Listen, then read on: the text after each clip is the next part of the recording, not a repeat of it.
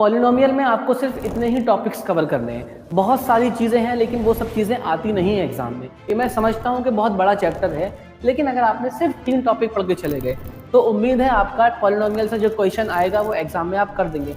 ये मैंने बिल्कुल वो टॉपिक्स लिखे हैं जो PYQ में रिपीटेड है, जो हर साल आते हैं। हम लोग कई साल से पढ़ा रहे हैं, मुझे काफ़ी अंदाजा है कि ये टॉपिक CBSE अक्सर देता है आपको। ठीक है, तो कौन कौन से टॉपिक है देख लो आप। एक तो वो क्वेश्चन जहां 2 रूट्स गिवन होते हैं, यानी अल्फा और बीटा गिवन है, आपसे क्वाड्रेटिक इक्वेशन पूछ लेगा। दूसरा, इसी के अंदर अगर सिर्फ एक रूट गिवन है, ठीक है, सिर्फ अल्फा गिवन है या बीटा गिवन है, तो क्वाड्रेटिक इक्वेशन कैसे बनाते हैं ये पता होना चाहिए।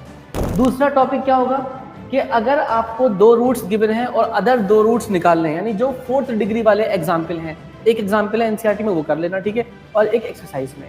तीसरी इंपॉर्टेंट चीज बेटा ये है कि डिवीजन ऑफ पॉलिनोमियल करने के बाद जो रिमाइंडर क्वेश्चन निकालते हैं ये 3, बस आपको ये 3 टॉपिक अगर पॉलिनोमियल से आते हैं तो उम्मीद है कि आपका पॉलिनोमियल वाला क्वेश्चन एग्जाम में नहीं छूटेगा।